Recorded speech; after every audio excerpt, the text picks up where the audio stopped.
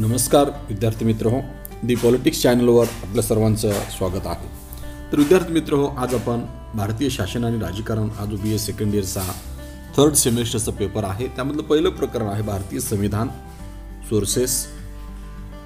भारतीय संविधानाची उगमस्थाने काय आहेत आणि प्रास्ताविक आणि मग संविधानाची वैशिष्ट्ये हे पहिल्या टॉपिकमध्ये सब टॉपिक आहेत आणि यावर MCQ कशा पद्धतीने येतील हे आपण पाहणार आहोत। भारतीय संविधानाचा विकास जो रेग्युलेटिंग ॲक्ट पासून आपण अभ्यासतो 35च्या कायद्यापर्यंत 1947च्या कायद्यापर्यंत, यावरही काय महत्त्वाचे प्रश्न आहेत ते आपण आज पाहणार आहोत। या चॅनलवर तुम्ही नव्याने आला असेल तर त्यांनी चॅनलला सबस्क्राईब करायला विसरू नका। तर पाहू विद्यार्थी मित्र, आजचा पहिला प्रश्न काय आहे तो पहिला प्रश्न आहे, कोणत्या कायद्याअंतर्गत भारतासाठी राज्य सचिव नेमले गेले? आणि विद्यार्थी मित्र याचं उत्तर आहे 1858च्या कायद्याने राज्य सचिव नेमले गेले। भारतासाठी राज्य सचिव 1858च्या कायद्याने नेमले गेले। त्यानंतरचा प्रश्न पाहू आपण। त्यानंतरचा प्रश्न आहे प्रश्न क्रमांक 2, कोणत्या कायद्याद्वारे भारतातील विधानसभेद्वारे भारतीयांना प्रतिनिधित्व देण्याची तरतूद झाली? 1861च्या कायद्यानुसार भारतीय विधानसभेद्वारे भारतीयांना प्रतिनिधित्व देण्याची तरतूद झाली। त्यानंतरचा प्रश्न आहे, कोणत्या कायद्याअंतर्गत प्रत्यक्ष निवडणुकीचे तत्व मान्य केले गेले? 1909च्या, ज्याला आपण मोर्लो-मिंटो सुधारणा असं म्हणतो, 1909च्या कायद्याअंतर्गत प्रत्यक्ष निवडणुकीचे तत्व मान्य केले गेले। त्यानंतरचा प्रश्न आहे प्रश्न क्रमांक 4, दुहेरी शासन नवीन प्रणाली कधी सुरू झाली? दुहेरी शासन नवीन प्रणाली 1919च्या चेम्सफोर्ड सुधारणाने किंवा 1919च्या कायद्याने सुरुवात झाली। त्यानंतरचा प्रश्न आहे प्रश्न क्रमांक 5, भारतातील संघीय व्यवस्थेसाठी पहिल्यांदा कोणत्या कायद्याचा उल्लेख करण्यात आला?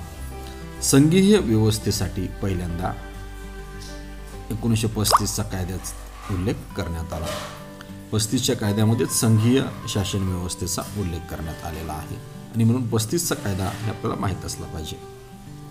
त्यानंतरचा प्रश्न आहे प्रश्न क्रमांक 6, भारतीय स्वातंत्र्य कायदा 1947 कोणत्या संसदेत मंजूर झाला? तो ब्रिटिश संसदेत मंजूर झाला। ब्रिटिश पार्लमेंटमध्ये स्वतंत्र भारताचा कायदा 1947 मंजूर झालेला आहे। त्यानंतरचा प्रश्न आहे प्रश्न क्रमांक 7, कोणत्या कायद्याद्वारे केंद्रीय विधान परिषदेत बदल करून द्विदल विधानमंडळाची तरतूद केली?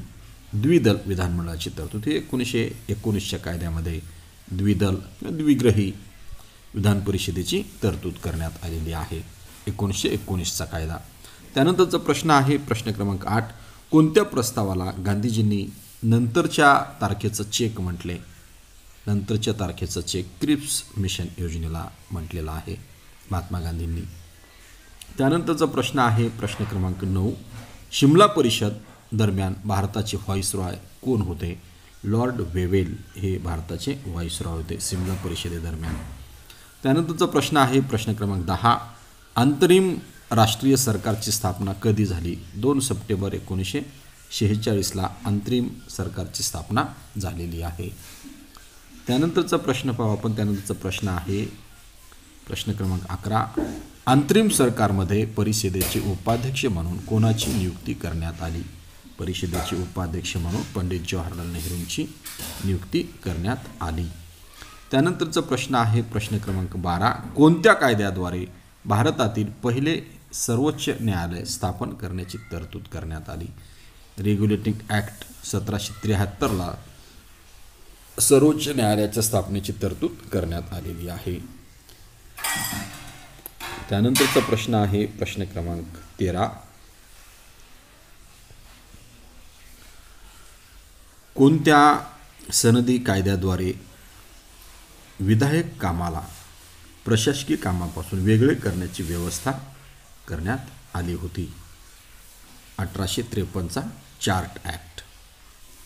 प्रत्येक 20 वर्षाला चार्ट ॲक्ट आलेली आहे, त्याच्यामधला 1853चा चार्ट ॲक्टनुसार हे करण्यात आलेली आहे। त्यानंतरचा प्रश्न आहे प्रश्न क्रमांक 14, कोणत्या कायद्याने ईस्ट इंडिया कंपनीचे शासन भारतात संपुष्टात आले? हे 1858च्या कायद्याने ईस्ट इंडिया कंपनी संपुष्टात आली. कारण ईस्ट इंडिया कंपनीने बरंचसं कर्जही घेतलं होतं पार्लमेंटकडून आणि मग पार्लमेंटने ईस्ट इंडिया कंपनीचं राज्य संपुष्टात आणलेलं आहे. त्यानंतरचा प्रश्न आहे प्रश्न क्रमांक 15. कोणत्या कायद्याला मोर्लो-मिंटो सुधारणा म्हणतात? 1909च्या कायद्याला मोर्लो-मिंटो सुधारणा म्हणतात. त्यानंतरचा प्रश्न आहे ब्रिटनने भारतात क्रिप्स मिशन कधी पाठवले? ब्रिटनने भारतात क्रिप्स मिशन मार्च 1942ला पाठवलेला आहे.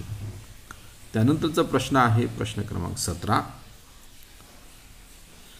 संविधान सभेच्या स्थापनेचे पहिले आश्वासन कोणत्या ठरावाद्वारे देण्यात आले?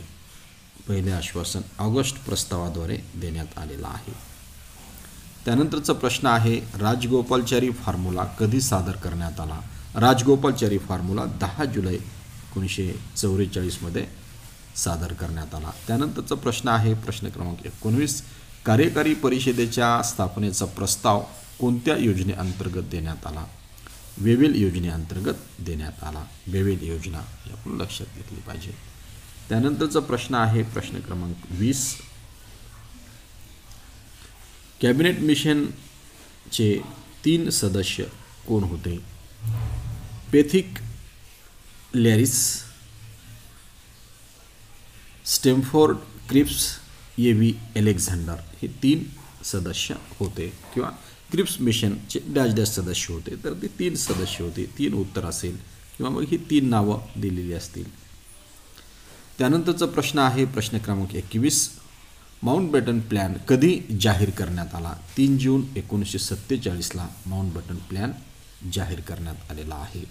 त्यानंतरचा प्रश्न आहे प्रश्न क्रमांक 22. माउंटबॅटन यांनी पाकिस्तानसाठी स्वतंत्र संविधान सभा स्थापन करण्याची घोषणा कधी केली? 26 जुलै 1947ला केली. पाकिस्तानसाठी स्वतंत्र संविधान सभा स्थापन करण्याची घोषणा माउंटबॅटननी 26 जुलै 1947ला केली. त्यानंतरचा प्रश्न आहे प्रश्न क्रमांक 23. कोणत्या तारखेला ब्रिटिश पंतप्रधान ॲटली यांनी भारताला सत्ता सोपविण्याची घोषणा केली? 20 फेब्रुवारी 1947ला पंतप्रधान ॲटली यांनी भारताला सत्ता सोपविण्याची घोषणा केली. त्यानंतरचा प्रश्न पाहू आपण. त्यानंतरचा प्रश्न आहे ब्रिटिश सरकारने ऑगस्ट ठराव कधी पास केला? ब्रिटिश सरकारने ऑगस्ट ठराव 1940ला पास केला. तर विद्यार्थी मित्र, अशा पद्धतीने आपण 24 प्रश्न पाहिलेली आहेत. या चॅनलवर नवीन आला असेल तर चॅनल सबस्क्राईब करा. अधिकाधिक विद्यार्थ्यांपर्यंत चॅनल शेअर करा. आपण 2021-22 शैक्षणिक वर्षासाठी भारतीय शासन आणि राजकारण हा पेपरचा अभ्यास करतो आहोत. प्रत्येक टॉपिकवर अत्यंत महत्त्वाची MCQ आपण घेतलेली आहे. धन्यवाद. जय हिंद, जय महाराष्ट्र.